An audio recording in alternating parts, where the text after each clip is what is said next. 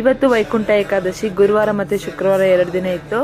But Vaikuntha ಏಕಾದಶಿನ ಯಾವಾಗಲೂ ನಾವು ಬೆಳಗ್ಗೆ ಬರೋ ಏಕಾದಶಿನೇ ಪಾಲಿಸ್ಬೇಕಂತ ಹೇಳ್ಬಿಟ್ಟು ಶುಕ್ರವಾರ ಮಾಡ್ತಾ ಇದ್ದೀನಿ.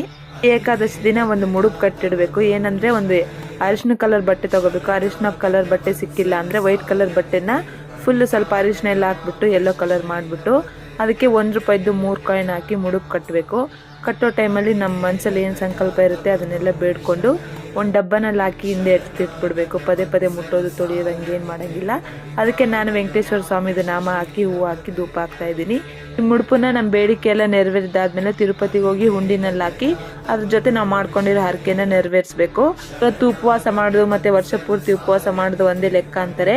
ಅಷ್ಟು ಒಳ್ಳೆ ದಿನ, ಅದಕ್ಕೆ ಇವತ್ತೆಲ್ಲ ಉಪವಾಸ ಇರ್ತಾರೆ. ಉಪವಾಸ ಎಲ್ಲ ಬಿಡೋ ಟೈಮಲ್ಲೂ ಕೂಡ ಹಣ್ಣು ಮತ್ತು ಹಾಲಲ್ಲೇ ಇರಬೇಕು ಹೊರತು ಇವತ್ತು ಯಾವುದೇ ಥರ ಊಟ ಮಾಡೋಂಗಿಲ್ಲ. ನೆಕ್ಸ್ಟ್ ಡೇ ಪೂಜೆ ಮಾಡಿ ಆಮೇಲೆ ಉಪವಾಸ ಬಿಡಬೇಕು.